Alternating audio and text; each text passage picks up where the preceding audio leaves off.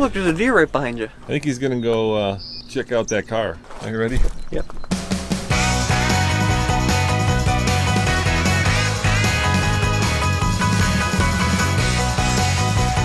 You think this little turbo is gonna be faster or slower? I think it's gonna be faster. Tommy, behind me we've got three-row crossovers that directly compete, and you know what? We should do a review where we compare them head to head based on the 7 classic TFL criteria. You know what those are? Spruce V. That's right. Spruce V stands for style, performance, ride and handling, utility, value, and economy. So you ready to help me out? Yeah, let's do it. All right, let's start with style.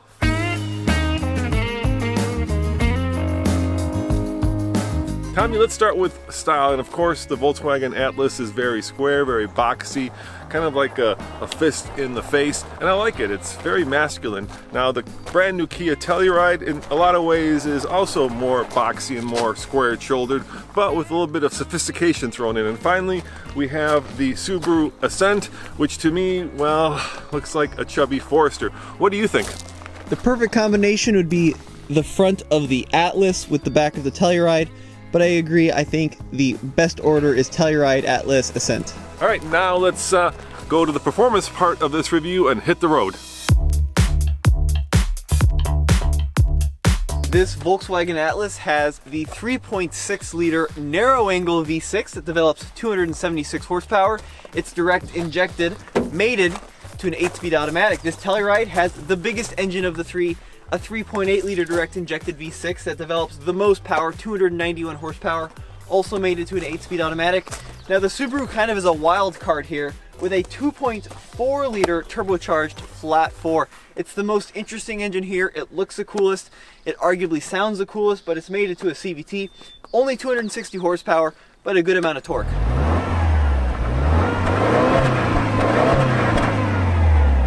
Yeah, Tommy, I completely agree with you. This is my favorite engine here. Unfortunately, it's mated to a continuously variable transmission, which takes a lot of fun out of the Subaru, but I'm still going to give it the best power plant.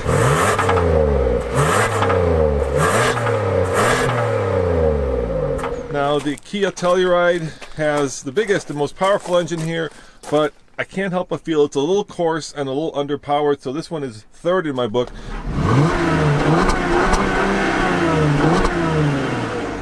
And of course, second in my book has to be the Volkswagen Atlas. It's a very European power plant. It feels just right for this car. So in my book, it's Subaru 1, Volkswagen 2, Kia 3 in terms of power plants.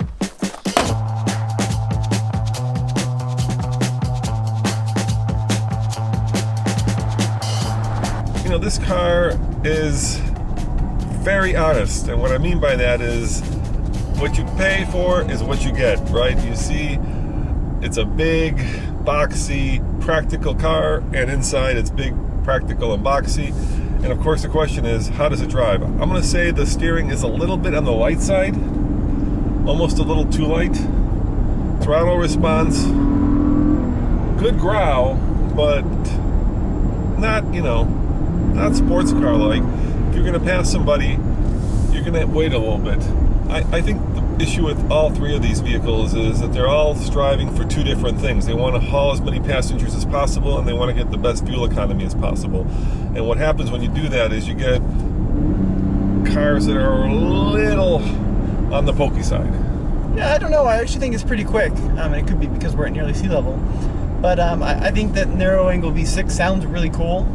And I think it gives, you know, fairly good power through an 8-speed automatic. Let's talk about visibility, Tommy. When I see the hood, it's interesting and contoured, but maybe I'm sitting a little too far down. I'd like to see a little bit more over the hood, but overall it's got a very nice glass kind of panoramic view. It doesn't have a sunroof, so it does make it a little bit darker in here, but in all, I think it's a very German version of an American car.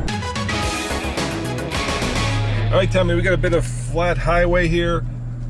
No cars. It's a little uphill, but we'll test all three of the cars from the same place. Let's do it 0 to 60 and see how fast they are at like 900 feet above sea level. You ready? Yep. All right, here we go. 3, 2, 1, floored. Front wheel drive in this one. It sounds cool in the Atlas. Yeah. And there's 60.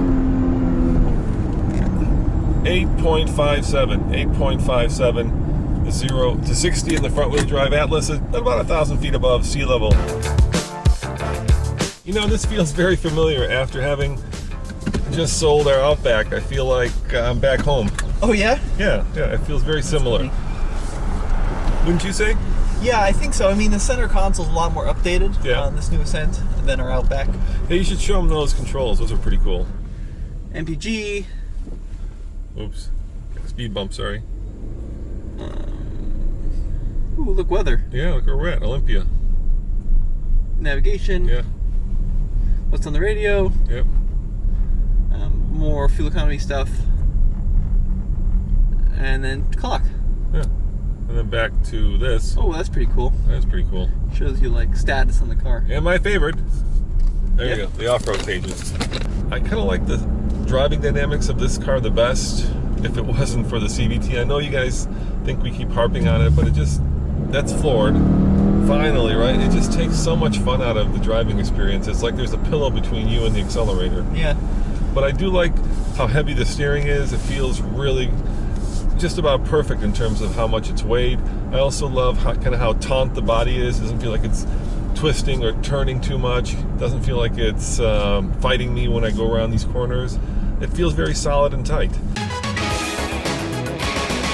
You think this little turbo is going to be faster or slower? I think it's going to be faster. All right, I'm not brake torquing, I'm just flooring it. There it goes.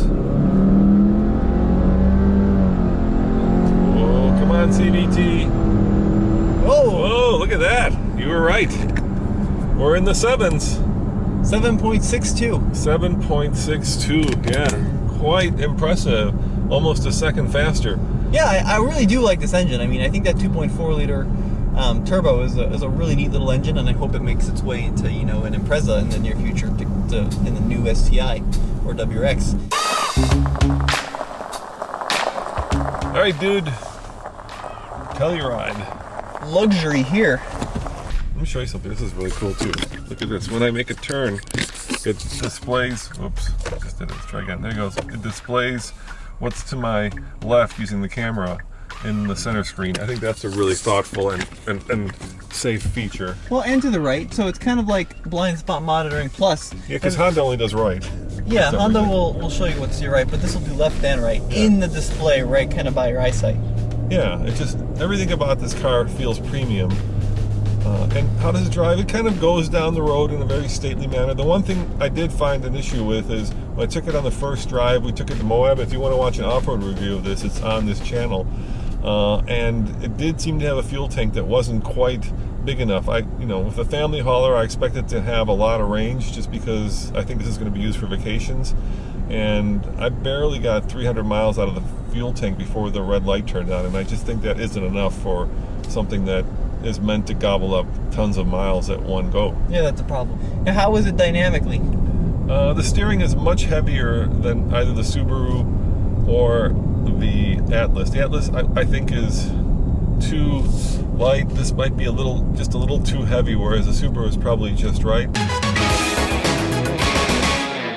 I'm just going to floor it. Floored. Biggest engine. Should be the fastest. 55, and there's 60. Oh, it is the fastest. 7.19. Yeah. So what was that about this being underpowered? I was wrong. Yeah. Sit corrected, Tommy. 7.19. So, pretty impressive.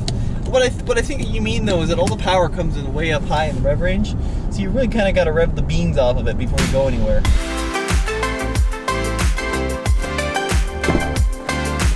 Utility in a 3-row crossover is all about comfort and convenience. So starting in the Volkswagen Atlas R line, I got to tell you, I got a lot of headroom, an extraordinary amount of headroom in the front seats. Very adjustable forward and back. It's a good front seat, very comfortable. Let's take a look at the second row. The second row in an Atlas is a bench seat in this case, and it slides forward and back.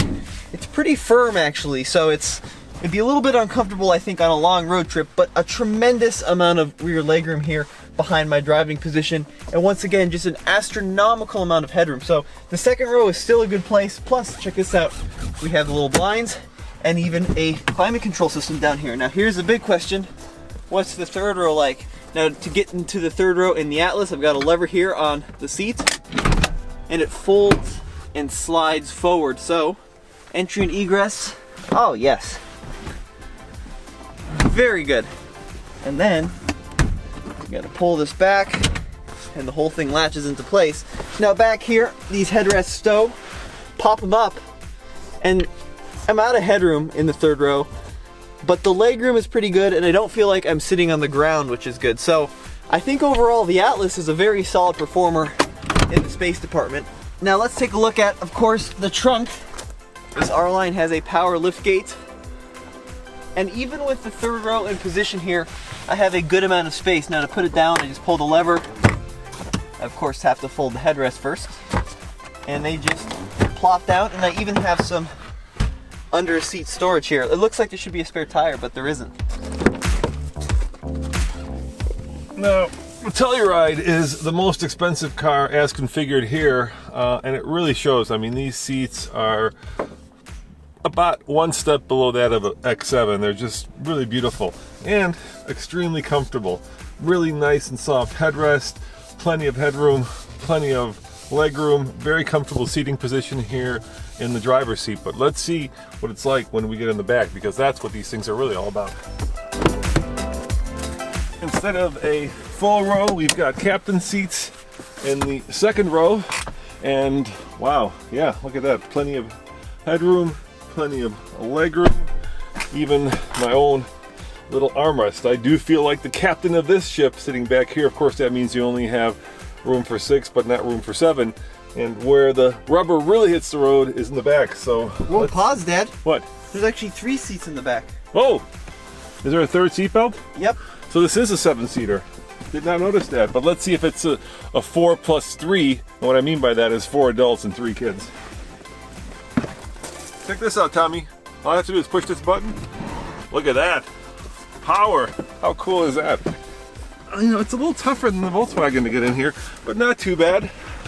Put this down. Oh my. Close the door.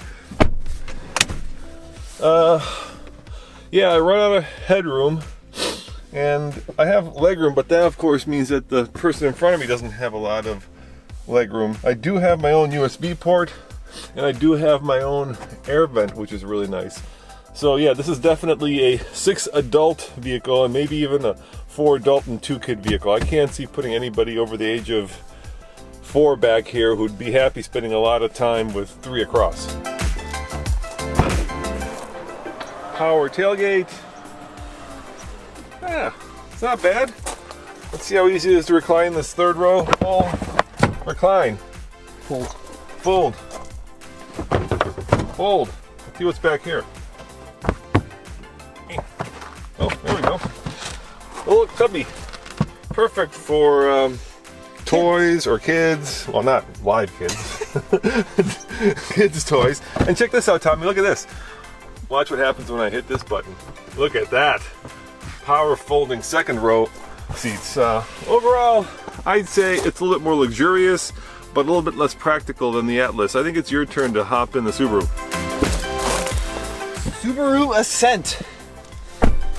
Yes, now I will say that these are probably the most supportive seats of the 3, and the headroom is still good. It's a very comfortable place to spend time, good amount of legroom up front, so the front seat in the Ascent works well. I like the overall design as well, especially with this contrasting two-tone. So the Ascent is also a 2-2-3, meaning we have 2, 2, and 3 seating configuration, so 7 in total. And I've got these big captain's chairs with an adjustable armrest, just like in that Telluride. I've got a tremendous amount of legroom in the second row, really a ton. But I will say that headroom is considerably less than the Atlas.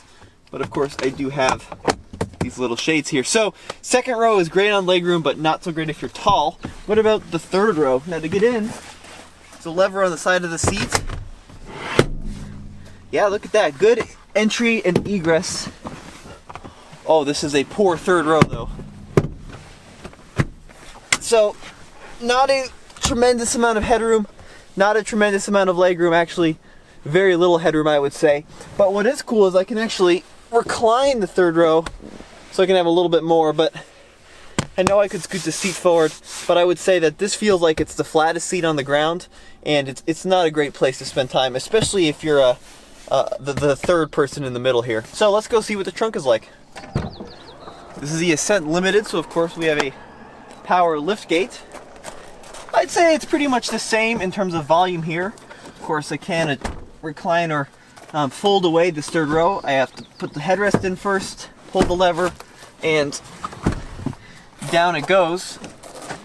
You have a considerable amount of room back here. And then let's see what's under the floor. Oh, look at that. There's a really handy, clever space for your protector so you can't see what's in the back. And I even have some spare tools and some other little goodies back here as well. So overall, best second row in terms of legroom, but the worst third row.